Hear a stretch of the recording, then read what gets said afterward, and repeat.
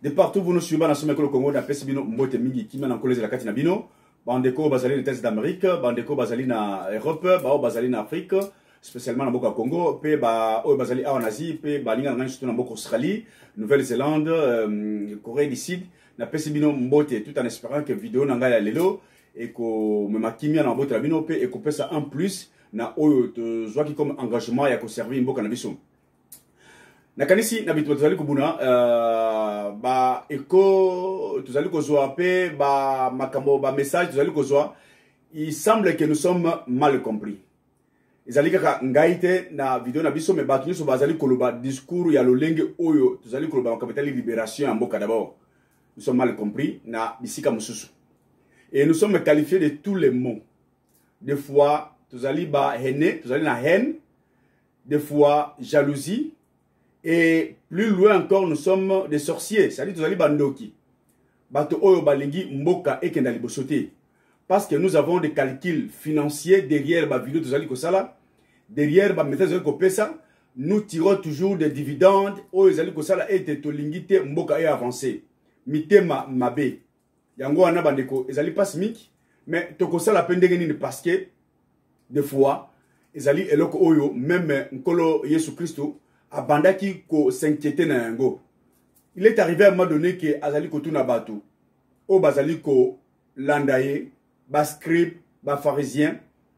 Tango apesi message asali miracle batu bazali toujours kondima ete pe alobi ete. Boye bisangai. Nani kati na bino akoki kolakisanga ete nasali lusumu.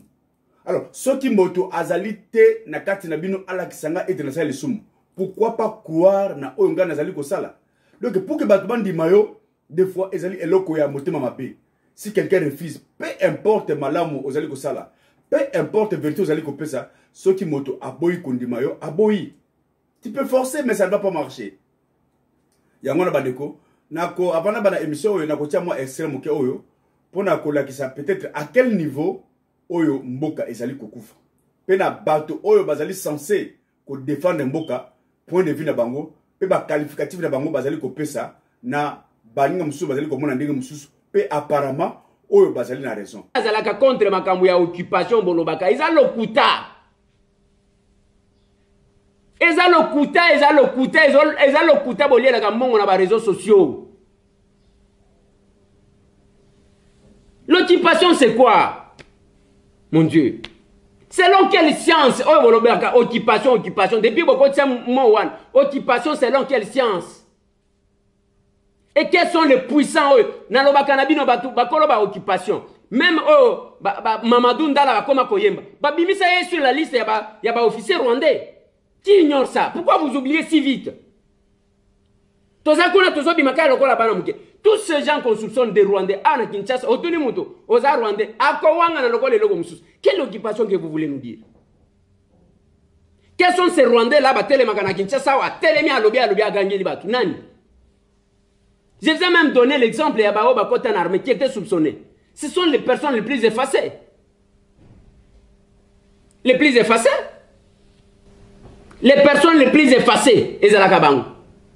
Alors, besoin de l'issabissement était occupation, bokawane kotambola te, eza sous occupation. Si les lobino bomona Kagame kaka danger.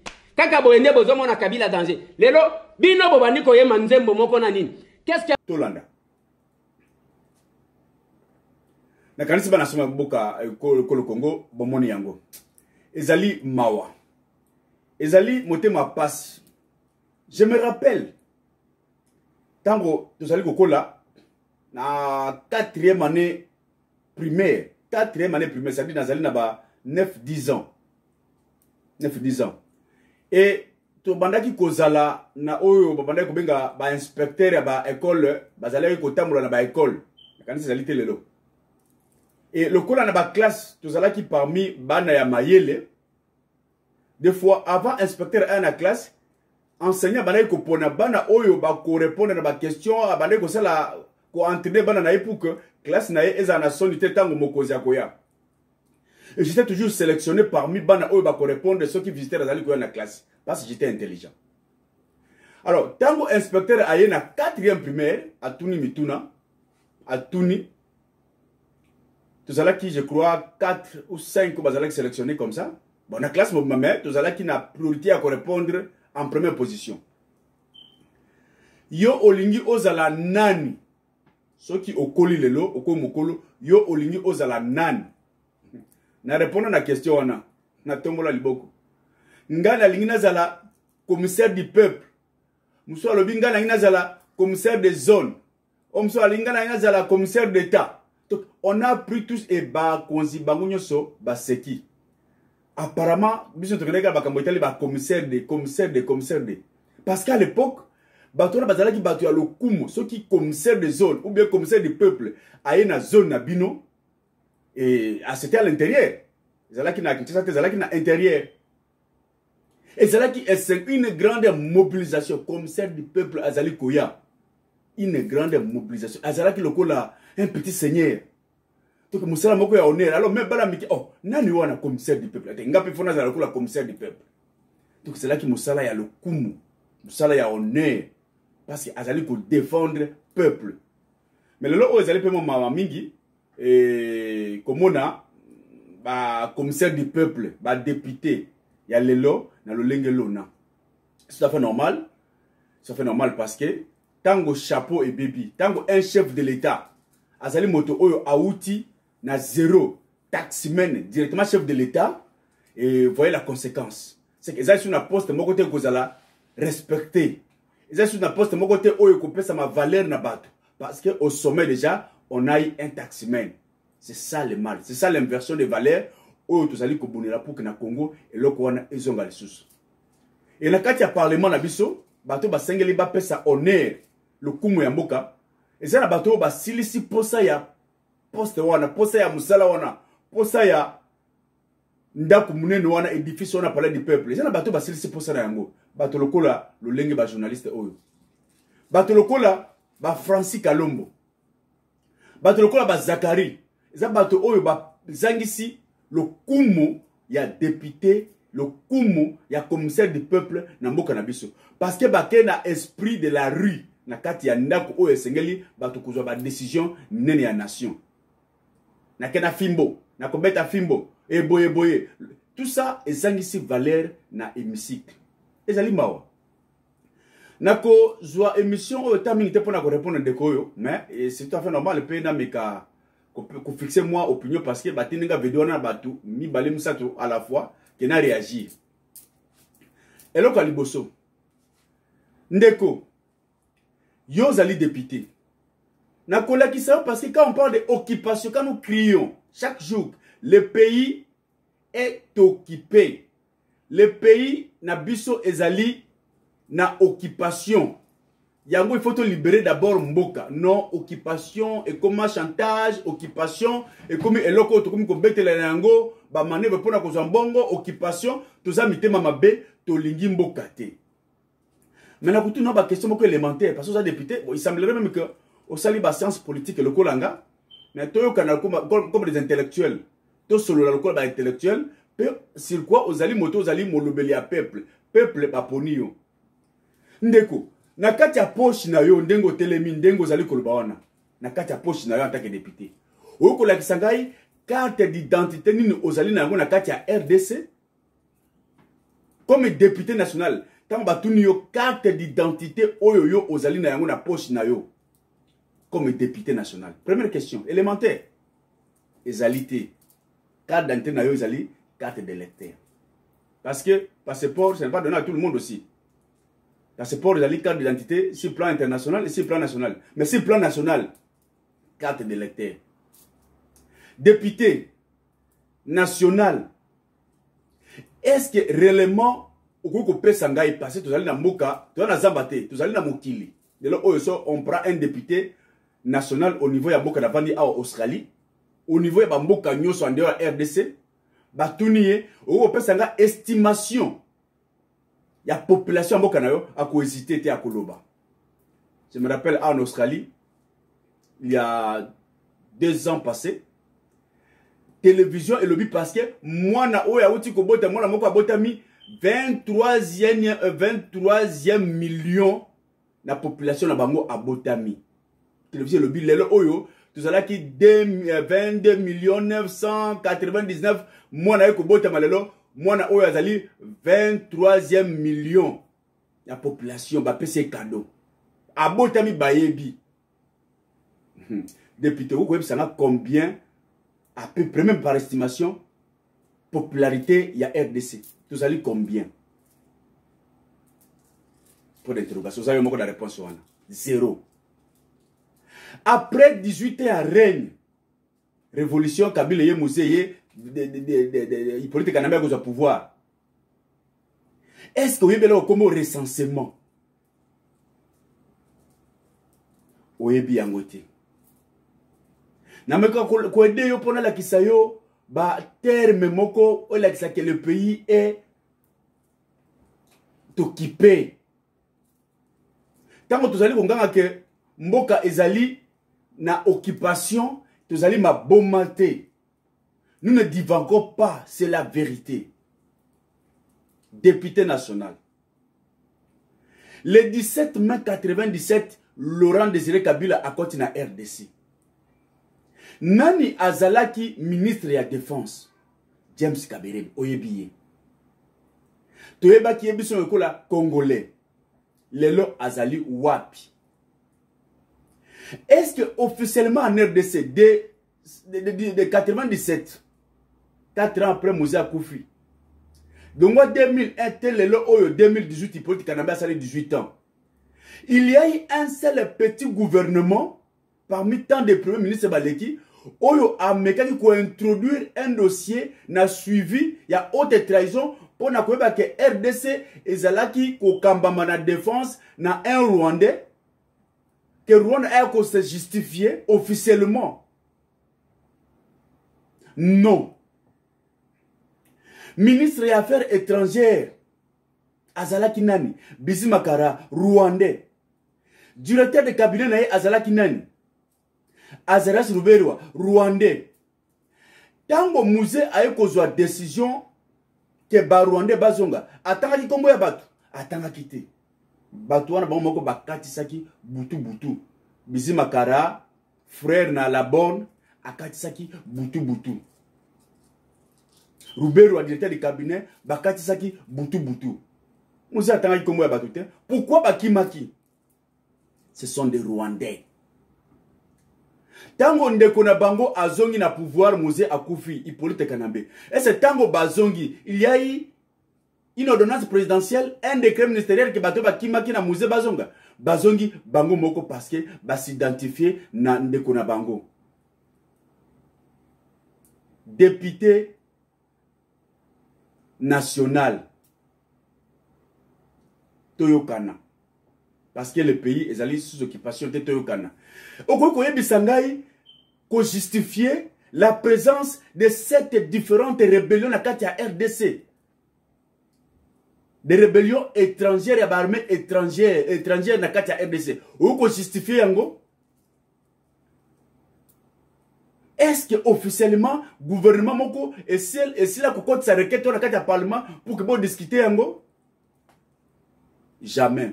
Mais ton collègue n'a pas dit comment on est pas bien bazali ko sala sonne masala ki sonne. Zakari Babassou.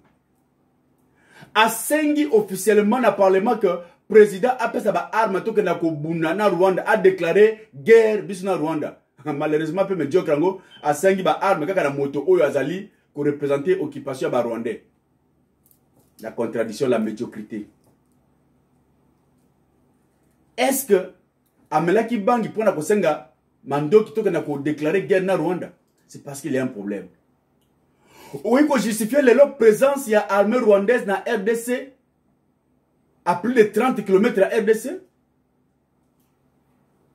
Est-ce qu'on peut justifier leur présence, il y a armée rwandaise, angolaise dans RDC, une partie à RDC et que dans Angola, Angola, c'est exploité vers Kaimba. Vous pouvez justifier un mot? Député national. Paix à son âme, Nazalaki na professeur Moko Komonaye, professeur Kitambo, Batonius Balekina, sciences économiques, Balekina sciences sociales, politiques, administratives, Balekina droit à l'université de Kinshasa, il y a à Koufila 3-4 ans, je crois, si ma mémoire est bonne. professeur Kitambo azalaki de façon azali kopesa cours vous allez comprendre te bandi kopesa kanda abana okena ba exemple moko un peu vous allez m'expliquer les termes un peu immoraux abi peut-être bino cette génération vous êtes trop immoral na kopesa ba exemple moko immoraux pour vous comprendre un jour moko azali kopesa cours à lobby est-ce que ceux qui battaient ba être mi balé être vivant mi balé de sexe opposé nyama mi balé ou même bateau batte bango yo mokolo te bango peut-être nyama mi balé na kati ya ferme na yo okei mobembo moi si na mobali mal femelle te bango après ozongi koya omoni bazana bébé est-ce qu'il faut que expliquer qu'il y ait accouplement entre bango balé pour comprendre que bébé on a un accouplement même si on ne dit pas les termes que ce sont accouplés pour avoir ce bébé là. Mais le mouton a dit que cet acte là, c'est cet acte qui a permis que mon aya. Vous allez m'excuser là qu'il y a un exemple aussi immoraux. Est-ce qu'il faut qu'on appelle ça occupation pour que ce terme on appelle ça occupation? Pourquoi comprendre que bilo kwa les alliés ko salema lelo na RDC ezali contrôle ya ennemi oya zawuti na libanda sous bénéfice peut-être à la grande puissance pour bon peuple congolais député national comment tu peux justifier un pays où ezali indépendant ba mituka ezali koya lolenge na lolenge kenda o mesana o kenda place on mingi komona ndenge nini mituka ezali ko bima kasumbalesa o bazali kozwa mabele ya bana asome ko le Congo ko kenda ko trier yango na ba pays étrangers. Est-ce que nous sommes pas capables de trier ces minéraux na mboka na biso pe bato bazali koya na ba entreprise na ba expertise na bango bazwa ba minéraux o esenge na bango ba komi ko kenda na même na mabele na biso ba ye ko luka peut-être eloko boili sangu mabele ezana masangu to ko luka masangu ba kei na yango na kati kuna bakuta nguba bakuta eloko nini ba kei na yango tu as le contrôle sur ça. Mais c'est le député. Dans quel pays oyo? Burundi. Le président Akoufi. Au web, c'est une chaîne étrangère qui a annoncé qu'il a mort le président. Non. Tout le monde attendait le communiqué officiel de la présidente de la République. Et bien, il ça que oui, tu constates que le président Akoufi va annoncer officiellement. Ce n'est qu'après cela, les chaînes étrangères va achevé bayeko publier yango lisusu na mokili mobimba corrélé yango voilà les termes. Mais na Congo toye koyeba Musée Kabila Akoufi na ministre des Affaires étrangères belge. C'est la Belgique qui a annoncé que Musée Akoufi peut-être le mémoire nous a mokuse quel a côté la chiffre première chaîne nini ya ko annoncer la mort de Musée, c'est la Belgique. Mais c'est tous ces exemples, on appelle ça occupation. Occupation. Ceux qui mourent, les alliés, aux alliés députés, on appelle ça occupation. Un pays occupé. C'est comme dans la prison. Tout ce que vous faites là, élection, ceci, cela, démocratie, c'est dans la prison. Mais vous êtes dans la prison. Le pays est occupé. Occupation, ils allaient le démontrer sur télé. Par exemple, on appelle ça. Yo, quoi sa motion? Ben, c'est un cas d'identité. Ben, c'est un cas d'identité. Le lot, parce qu'un président de la République est un responsable. Voilà un projet à 100 jours. Moi, chef de l'État, 100 jours dans le Bosso, il faut identifier la population. Je ne peux pas régner sur une population où on a un nombre de bangotés. Il faut identification de la population. Et ça, ils ont projet à 100 jours. Naïba, combien de bâtons pouvoir nanga. Plusieurs centaines de jours identification et puis qu'on sécurise batonangai. Qu'on sécurise les 9 frontières et mboka nangai. Là après, je me rendrai sûr que j'ai 10 personnes à RDC, mes 4 coins, mes 9 frontières à RDC sont sécurisées et maintenant je vais établir, je vais réaliser mes projets de société. C'est ça un leader. Ce ne sont pas les sauts de moutons. Ce ne sont pas les maisons préfabriquées. Ça n'a rien à faire avec 100 jours. Au contraire, les maisons préfabriquées, 100 jours. Banda quoi, banda bakovanda. Au sali ba maison pour fabriquer 15 millions. Les 15 millions occupés par des Rwandais. Ba Rwandais ba yé ba vandi. Tu as fait quoi pour le peuple congolais? Et quand on doit dire ça que biso tuzali bandoki.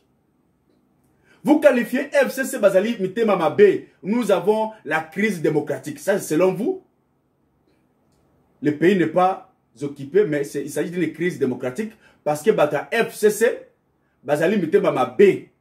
Bazali Kobanga état de droit. Mais soyons sérieux. Soyons sérieux. Soyons honnêtes, intellectuels aussi. Yo lelo oyo. Jeune femme. Jeune homme. Ozali na difficulté à kobota. Oza kobota te. Pona kobanga baseka yo. Et combat. Ceci, cela. Okeye pa ya nganga. Pona koluka mwana. Po pe benga lobi mama, ba benga pe lobi papa. Okeye pa nganga koluka mwana. Nganga yebisi yo ngai na kopesa yo mwana. Mais une seule condition. Tant au mwana na kokola akozala moyibi. Parce que un royaume ne peut pas se diviser contre lui-même. Satan ne peut pas donner du bien à kopesa toujours à gauche pour récupérer à droite. C'est ça sa nature. C'est ça sa nature. Tant vous allez kobenga bata FCC bandoki, prenons un peu cet exemple de Ndoki. Yoke pas un Ndoki, ok pas un marabout, ok pas un occultiste, ok pas un je ne sais pas quel sorcier, appelle ça yo moine. Et bien sûr que tant moine na kokola na kopesa pour pas benga yo pe maman abota, papa abota, mais moine na kozala moyibi. Moine abotami, moine koli, moine komi koyiba. O komi kofinga sorcier wana ke yaza Ndoki, aza motema mabe, moine nga boy boy. Et c'est vraiment nani azali motema mabe. S'il vous plaît. Qu'on se le dise, soyons honnêtes. Entre FCC Nakash, Nani Azali Motema Mabe. Non. Ça cache nde Azali Ndoki. Cache nde Azali Motema Mabe. Cache nde Azali honnêteté. Ayebi ko respecter. Bangagement te. Un point très. S'il vous plaît. Yo eba kite ba continuer à penser que tu as besoin du pouvoir. Bozala qui élité, yon de député. Est-ce que réellement la conscience intellectuelle na yo? Vous croyez que Moutou allez défendre Zala qui élite? Non. Aimons ce pays. Aimons ce pays. Est-ce que ce monsieur a été élu? Tshilombo a été élu. Tshilombo va pessier pouvoir Nandoki. Ndoki pas pessier condition. Mais il se fait que tant on ne peut pas Ndoki pour que soit mona, au moins que moi na comme ko yiba ndeko de comme yo yo lingola danzela ba prière. Pasteur Boya Kosambela ngai, obano que la danzela ba prière. Est-ce Ndoki pas ko permettre yo? Tant que ça na ba racine ya mona wana. A ko permettre yo te, il y aura des conséquences en bon. Aboma mwana ou bien pas aboma pe yo. Parce que place okendaki. Soyons honnêtes. Soyons honnêtes.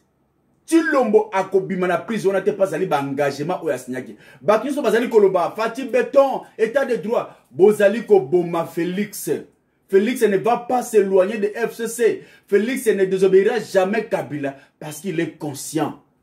Et si qu'à pouvoir de outils à côté kate pas ba conscience. Aïe parler avec conscience ba engagement o azoki yango. Aïe biango bilo de bozali ko bomaye. Vous allez continuer na moto. Et voilà pourquoi il est conscient que à côté Kalibalate, à côté Kakashite, à côté FCCT. Il est conscient.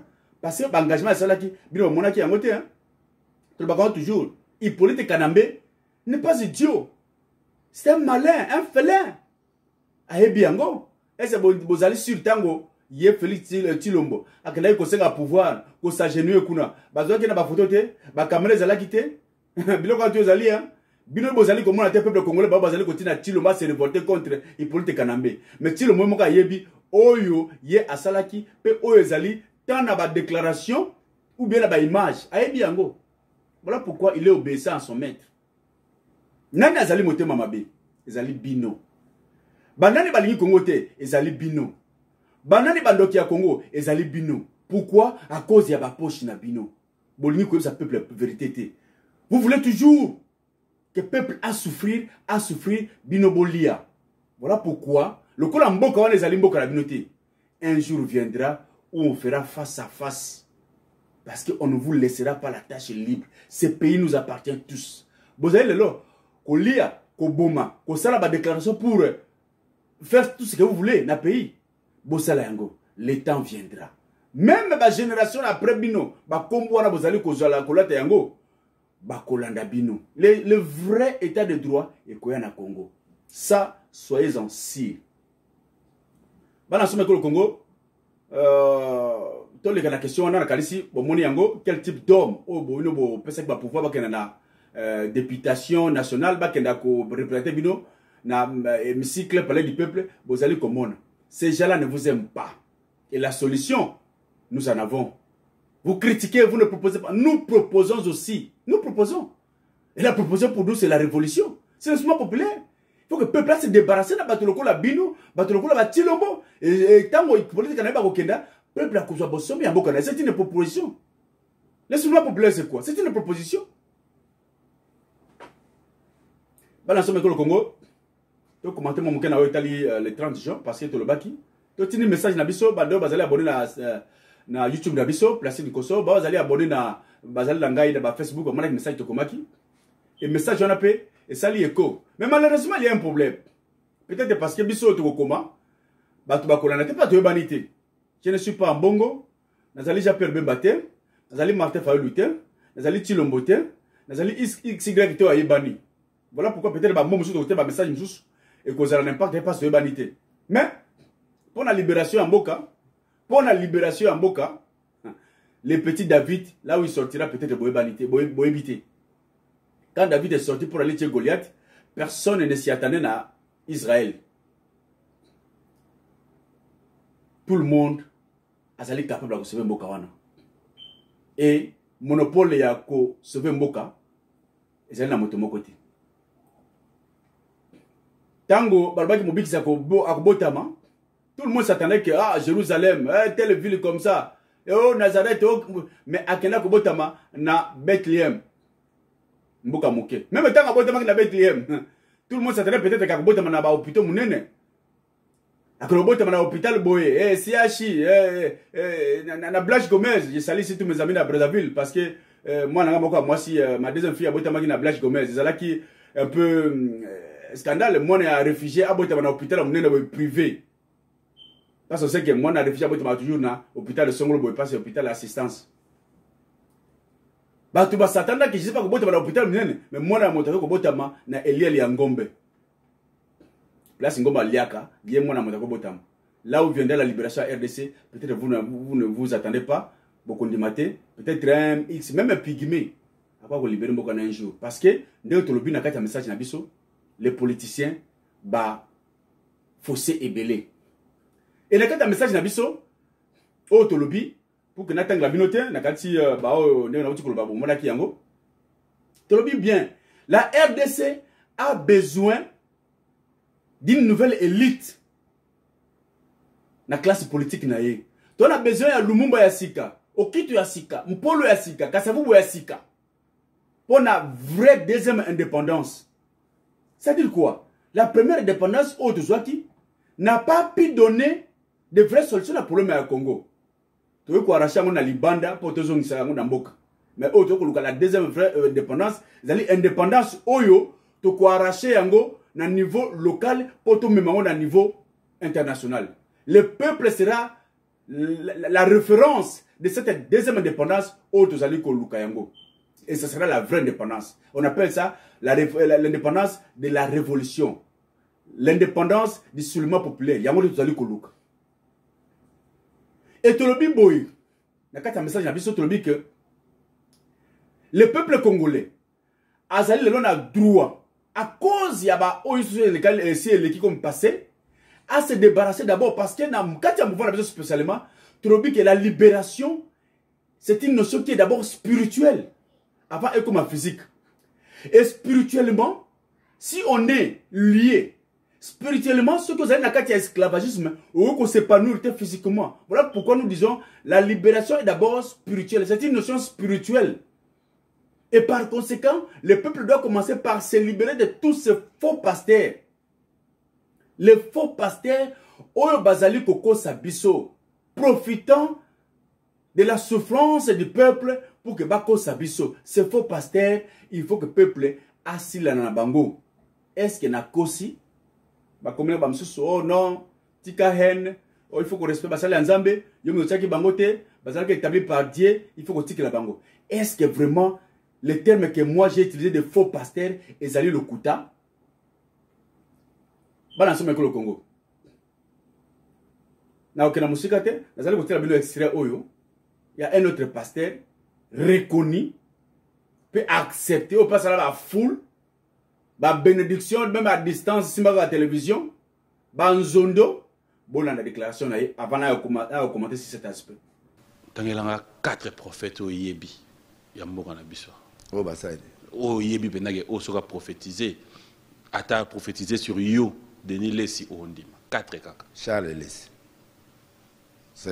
ok na boy longo la famille na yo po wane bimara po na ndeko na yo te longo la e tika e 4 oh venait à prophétiser sur yo pe ndozabwe ofandi lobi oui j'ai confiance je crois 4 cas ah c'est difficile pasteur limbisanga toi dimanche mais répète après moi Nazandoki Nazandoki Nazandoki t'es beau non le va vérité non c'est mon 4 c'est difficile non Luka ngana bando pio ba kombo soki oui te yo pia kombo te ngamongo nazo Luka nazo na ko zela to na ko témoigner loko moko te ngai pe na ko tika tie na ndima ka boy bandeko to mona matin midi soir na l'heure ah c'est difficile oh limsanga c'est méchant quand même. Non, c'est pas méchant. Na bondi melo te oyo ngai na moni yango te. Na lobi kasi ngana tanga ba kombo. Soko moni ke wana prophète te wana te. Ngai moko nazo zwa te. Siko yo kozelanga ndeni. Olo ba prophète. C'est méchant. Oui. Olo ba prophète. Oui. Bon siko yo zo luka ba prophète. Soko tanga ya ta moi pasteur, oboy pe famille. Po moi moko na ndimaka ngai personnellement Charles Lesi yo boye. Siko ngai na potia libanda. Est-ce qu'on ngana ndima na continue. Te ko ndima e pete mais ngai na ndima e po na to testa yenga na ba Roger Lesi to testa tata wana mais à long to longa été mais les restes est difficile limbisanga vraiment limbisanga parce que pas de problème. Tangela si 5 bons pasteurs oyo yebi ke tango vandara bozo tala bon. Bon, yo problème noté. Yo tangelanga 5. Longo la famille. La période 2. Oui, période 2. 5. Pasteur Mugal. 1. Ah, Seigneur. Conseil la mtia ma bêté. Ah, Seigneur. Obi comme tia ma bêté. 1. Oyo zo le. Tokei. Pasteur oyo. Tokei. O benda sérieux. Tokei, oui. Ah. Papa, ba mela mutu mbondo te. Na lero yo, na ko mela mutu mbondo te. Pasteur. Na ebso mukileza ko beba. Nata na posa ko sekate. Mukileza ko beba. Oso tangi moko. Dans na Congo nyonso yo zaka na pasteur moko na lero yo. Parce que yo boy Charles Lesi na longo lié. Longo la yé. Donc ceux qui na longo lié. Ba toi famille wana o pe na ko témoin. Na suki na. Et tu as dit 4. Non non non, ogosuka wana. Fona tanga 4. Papa na ko tanga nzamba betinga fimbo. Na ko ya ko tanga na ndimi nzamba beto film bato bana banda ko baloba enfin. Lelo dimanche bato ba tala ba TV ba pasteur na bango bazoteya. Na lobi te ki bazama be mais ngai na koki ko témoigner mutu soki na preuve na été. Bon, ngana bando tangela ba kombola bango. Soki oui o cheboy. Te, yoka yo cha. Na ko loba na ngai loko te tanga na yo po ngamo na zozwa te. Siko yo ko expliquer ngani. Soki na mwa libanda na ko ndima. Te. Kana Congo. Kana Congo. Et là on a une difficulté na loba. Parce que ba pasteur mususu auto témoignant. Mais au coup d'ailleurs,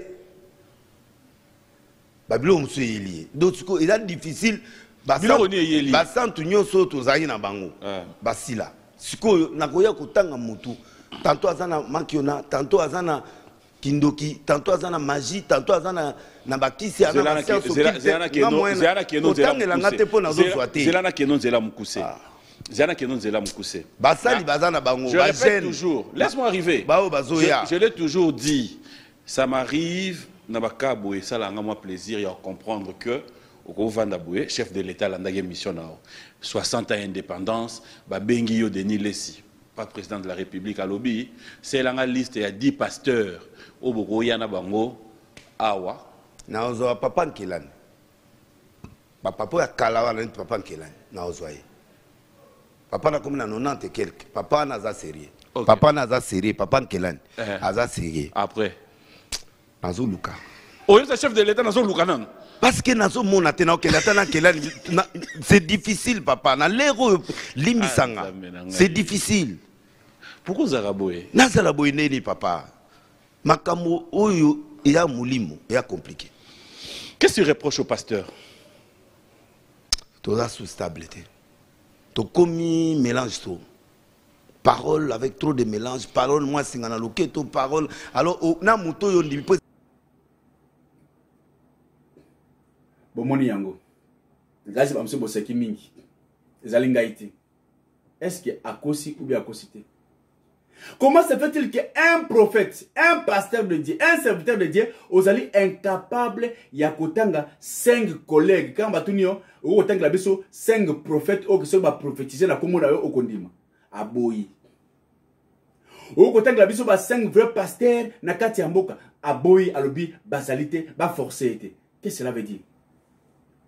Soki ngolo ayebiso ngana zali kobela na se ya mai ndimela e. Tant que on a pas monde on a pas pasteur, même notre pasteur a dit que tout le monde est faux. Donc ça dit, faut donner de la bango. Donc j'ai raison. Ce sont des faux pasteurs. Bah oh ils se content à commoter. Ce sont des faux pasteurs qu'il faut se débarrasser de bango. Quand un pasteur tout haut à reconnaître que yé atinamite pour kalongola kabila na pouvoir. Ngai na kolongola kabila na pouvoir te. Ba bazali ko zela que pouvoir ya kabila kolongola pa ngai ba komiko ça. Toute autorité vient de Dieu, boy angangi. Les lois na prison. Pour nani? Pour abani ko sa ba démarche pour alongola kabila, bakanga kabila. Alors, l'autorité qui vient de Dieu d'hier, les lois différentes, cette autorité là est différente, c'est Dieu là a changé. C'est Dieu là a changé et vous allez me dire que ngai na zo ba jenu ngai na ke na kufukama devant un tel homme comme pasteur Beniringa. Ce sont des malédictions basales qu'on impose dans mituna bino. Quand vous croyez que ces gens-là, basali bato oyo, bah oui aussi c'est un problème spirituel nabino. Sortez des milliers d'eux. Ce sont de faux pasteurs, des moukuna sont de faux pasteurs. Et je le dis tout haut avec fierté parce que vous allez dire tout la conscience comme dans la Bible. C'est la Bible qui m'autorise à déclarer comme faux tous ces pasteurs. De là ça va prendre la prison. Demain ça va prendre comme Kabila, bah Kabila. Et c'est un problème là. Article la IDPS, article la MLC. Bangondi ba kolongola kabila pineka lobaki. Lelo oya zali kubunila pona tribalisme. Faux pasteur. Quand on a le bien été, le peuple doit se débarrasser dans le message nanga de tous les faux politiciens naïfs, lâches, au basaliko collaborer avec conscience na ennemi. Pona ba besoin illicite, pona enrichissement illicite na bango. Est-ce qu'il y a kosi? Vous connaissez ça, Congo, vous connaissez Makila, les politiciens. Lobby ba fingi, Kabila ba fingi Rwandais pas à pouvoir te, tant à pouvoir, Kabila Raïs, ko fukamela le kola nganzambe. Vous savez ba politicien. Au moment Olivier Lobby que bango sonateur qui n'a pas léché les pieds de Kabila. À Kosi, ba politicien. Chilombo, a aussi qu'on doit pouvoir pas à Kabila. À cause d'un politicien, hier, c'est lui qui était ennemi, qui tuait. C'est lui qui était vraiment à la base, il y a destruction, Chilombo ben lobby comme envahisseur. Que ceux qui ont le pouvoir, ils allaient biso ba tokoti kaye. Tous allaient plus de 80 millions. Ceux qui ont bomi ndambo à Kobumambo Kabomate. Il faut te le melayer. Le lo oyoye président de la République, Mutuana, collaborateur. C'est notre allié. Ça sera difficile que le peuple me croie aujourd'hui. Celui qui était hier notre adversaire, aujourd'hui devient notre allié. Par quel bâton magique? Par quel principe politique? Transition et ça les marques. Je sais que la politique, c'est le domaine d'intérêt. Oui, c'est vrai. Ce qui était possible aujourd'hui peut devenir possible demain. En politique, tout change. Mais quand tout change, on ne change pas l'objectif. L'objectif, c'est quoi? C'est le bien-être de la population. Est-ce que l'objectif, il y a mariage à Yona, Hippolyte Kanambe, ils allaient pour le bien-être de la population? Parce que le peuple a sanctionné Moutouana dans l'élection. Le peuple a zali kolela, a Kenda. Le peuple d'abord. Le peuple a zali kolela, Moutouana Kenda. Yozuye. Donc l'objectif, il y a mariage à Bino et à FCC Cash. Ce n'est pas le peuple. C'est le ventre d'abord. alors Chilombo, le sang des Congolais est kokita na motu na yo. Le sang des Congolais est na motu na yo Chilombo pour avoir donné des bécus na moto oyo peuple a se débarrasser na yango. Bon, on dit ba discours d'indépendance de partout dans notre Kotanga. Est la cardinal, est la président Jean-Pierre Bemba, est la président Norengwanda, est la président Martin Fayulu, est la collabo Chilombo. Bon, on dit ba discours wana. Boye Bisangai, qui est ce politicien ou a passé ba éloge na RDC. Dans tous ces discours, il y a la lamentation, regret si regret, regret si regret. Dans tous les discours, voire même Monseigneur d'aller plus loin pour la benga résistance populaire. C'est que ça ne va pas. Et bah grief au bassin d'indépendance à RDC quoi. Voilà, monsieur le député, le pays est occupé. Tous ces politiciens, même Mboko Chilombo, à reconnaître Yango tacitement, indirectement. Donc nous ne sommes pas de mauvaise foi. Vous allez la haine, mais nous disons que la vérité. Et cette vérité-là, nous allons nous battre, quel que soit le prix de ce combat, pour tenter de libérer ce pays. La mort n'est rien. Tout le monde mourra. Tout le monde mourra. Mais comment écouter pour avoir défendu ce pays, n'a qu'à la sincérité, puis n'a qu'à la bolingo. Et je suis dans la joie parce que héritage à message oyo n'a tiqué les yango même bananangai. Même banananga baebi yango que demain après demain, ceux qui papa azalité, nous allons nous battre pour la libération de ce pays. Mes enfants savent cela. Et toko étendre de partout. Toko étendre de partout. La guerre sera longue et populaire. Et cette fois-ci, ça sera dans le vrai. Pas comme dans les faux Olmouza Lobaki pour qu'on va défendre le pouvoir naïe. Mais ici, on va défendre la nation congolaise.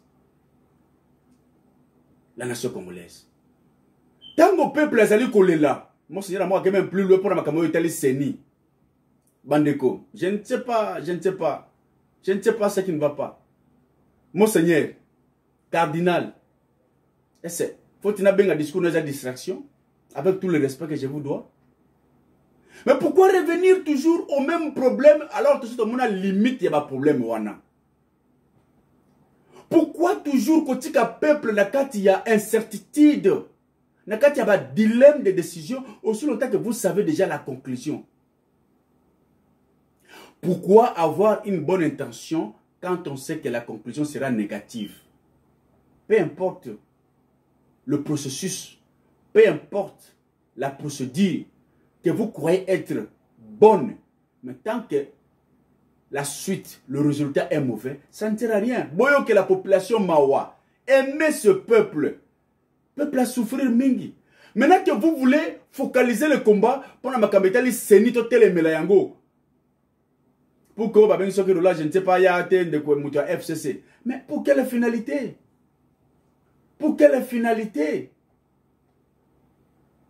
L'élection 2006, l'élection 2011, 2018, l'élection qui s'est limite. On ne fait pas des élections dans une maison au Bobi que Nyokazana Kati. Un responsable, un parent sérieux, a collé à paix, a collé la pongite tango baby c'est que Nyokazana Kati andako, Tolobakayango. Il faut se débarrasser na munguna nde a collé la pongi à solo. Il y a des serpents en RDC. Les élections au Yokoya Lobby 2023 ne donneront rien parce qu'il y a un serpent qui contrôle le tout. Hippolyte Kanambe, les Rwandais sont des serpents en RDC. Il faut qu'on se libère de ces gens. Et puis viendra les vraies élections. Viendront les vraies élections. Le Congo. Et avant que tu aies une élection, on a fait des propositions sur ça. Il y aura des référendums, il y aura des tables rondes pour la consensus. Le Congo. Tokoyokana. Tokosa ba élection à solo, le meilleur gagnera. Peut to côté le misa, bendele ya solo namboka na biso. Pour na kotala qu'est-ce qu'il faut?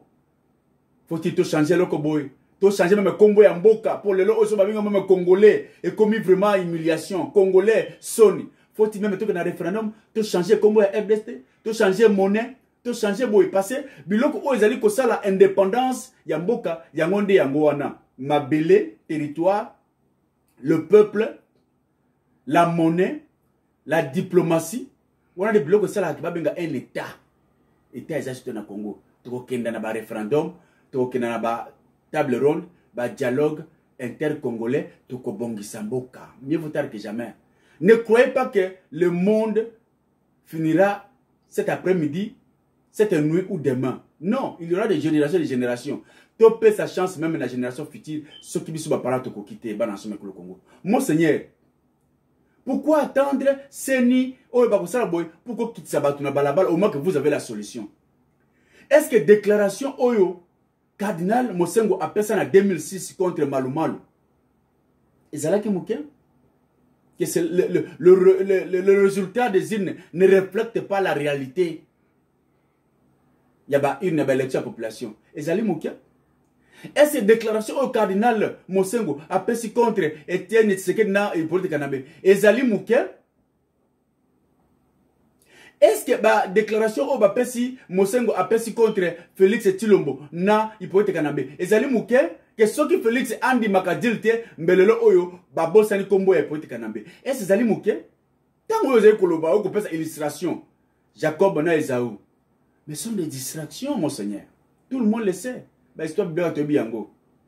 Si c'est là est le cas que il fallait azali Esaü ou aye koyiba pouvoir pour azali. Botikaye. Botika ti l'on pas azali Esaü. Botikaye parce que c'est la volonté de Dieu. Non. Non. Dieu n'est pas dans la ruse. Dieu n'est pas dans le mensonge. Cette tromperie-là ne passera pas. La solution en RDC, Église catholique, appeler le peuple, appeler les chrétiens au sabotage, désobéissance totale. Tant que le Dieu continuera au-dessus de la Constitution, désobéissons. Batouba Bimananzela, tout se débarrasser de Bavaïser, cela n'est pas impossible. Le 2 août 1998, c'est un bel exemple. Le peuple peut se soulever. Le peuple congolais n'est pas naïf. Mais Bazali maté pour n'avoir faux politiciens. Soulevons la population pour que tout se libère. Et vous verrez automatiquement tous ces petits problèmes. Corruption, tuerie, ceci, cela, mégestion. Et qu'aussi là automatiquement. Tango, état de droit, on a vu ça. On a une petite expérience avec Mouzé.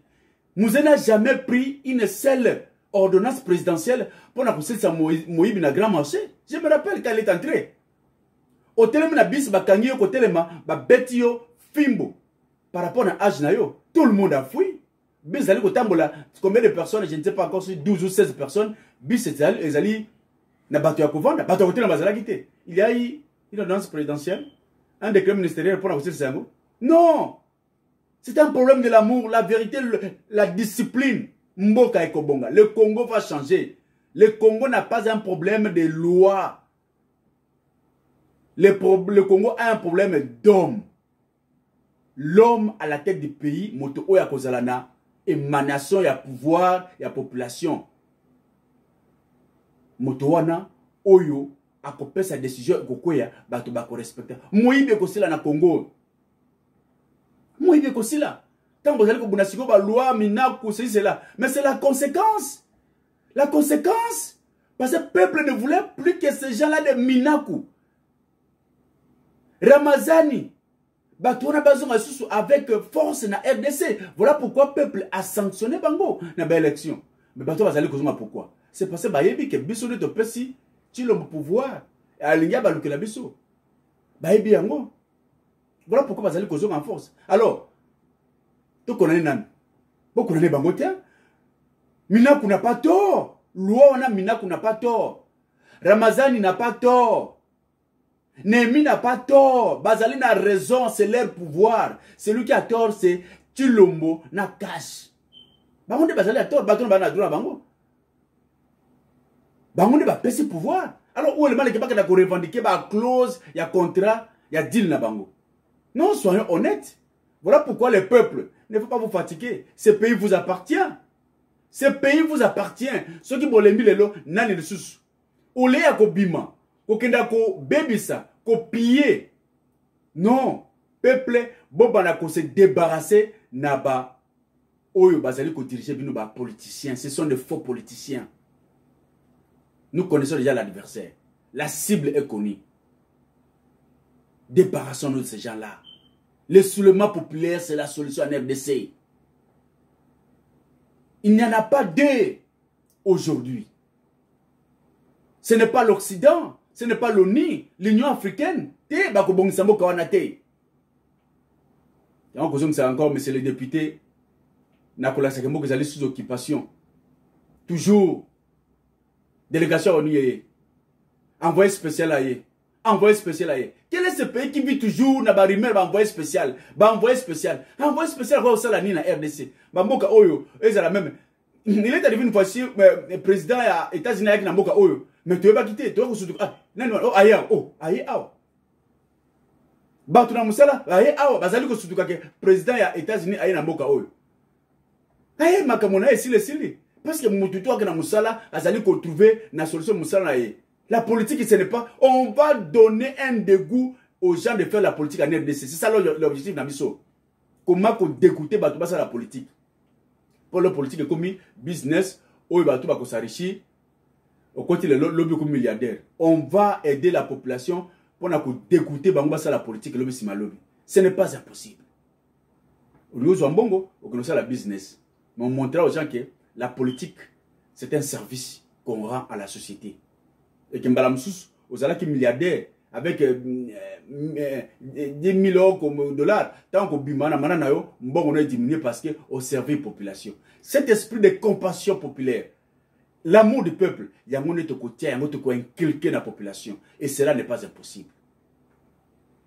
Peuple congolais, tous à la INI, tout est à distraction. Au bâti drapeau kuna, bâti bobu. Non, ce sont des signes qui ne trompent pas. Oh, payer, ce sont des signes qui ne trompent pas. Qui peut faire cet acte-là tant au bout de Zalaki? Drapeau, Mokote Manakati à RDC, République de Kivu. Nani a Koko Sala, on a pris la Mobutu. Il y a des signes qui ne trompent pas. Faut pas se marquer là l'occupation, c'est quoi on appelle ça définition d'occupation? Voilà les signes qui caractériseront, n'est-ce pas, l'arrivée du Fils de l'homme. Voilà les signes qui montreront demain après demain que le pays est sous occupation. Yangowana. Le 30 juin, le Oyo, Tilomo a sali 2 fois 30 juin. Aucune manifestation militaire, défilé zalité. Le 30 juin, la mère de toutes les fêtes en RDC. La parade militaire zalité est de l'autre côté. Cela est normal. Le 30 juin, alors que Mboka et Vandekimia, Batomusu ba osalaka ba inauguration et ba hôpitaux, ba centre médical, Nakati ya Mboka. Ça, c'est, comment on appelle ça? C'est qu'on défie, n'est-ce pas, pouvoir. Qu'on a ça été le pouvoir et Zali Nabiso. 30 juin, Ngaï Nazali qu'on fait un discours de la nation, qu'on a besoin de qu'on jubilé. Peuple congolais, et vous voulez dire quoi? Quel type de définition qu'on peut faire en occupation en dehors de la définition théorique, littérale? Mais c'est la définition pratique. Yangouana. Vous gardez contact, vous se souscrivez, vous commentez pour l'intérêt de la RDC, vous vous abonnez, vous avez un message patriotique, vous pensez à Yango. Parce que nous aimons ce pays. Et nous avons la solution. Nous devons libérer ce pays. Et Dieu nous bénira un jour. De côté, là, c'est un vrai flambeau. Et tout le monde aujourd'hui qui est en train d'ingérer les Congolais, vous allez ingérer le peuple congolais, vous allez envier Bisso. Vous allez envier Bisso tant que vous avez Bisso pour servir. N'a pas dans le Congo. Tant que vous avez une classe na biso, une université na biso to éducation à malam, militaire bien payé. Mututu azana salaire na muke ou malam ayebi ke na fait du mois na sala programme na salaire nanga. Ce pays là sera à la hauteur de ses richesses. Pe ba ko betre na biso maboko na mokili mubimba. Ne vous fatiguez point. Voilà un message d'aujourd'hui na pesibino, message d'encouragement, message moral pour na kolasa été to ke na liboso. Tout se débarrasser tous ces faux politiciens pour l'intérêt à Bokanabiso. Et cela n'est pas impossible. Dieu bénira la RDC quand nous combattrons avec notre bâton à la main, la Bible de l'autre côté, tout réussir. Cela n'est pas impossible. Que Dieu vous bénisse. Pour nous message n'a pas ça qui est en message à collecter ça été Mbokezali toujours sous occupation. Tout ce arme proportionnelle pour se libérer na ba occupant et puis le occupant auto yebi le pasteur, le faux pasteur et le faux politicien to pesa bango mo Congo to se libérer na bango nde to kozwa bosomi ya mboka na biso. Que Dieu vous bénisse une fois de plus. Ingeta. Merci.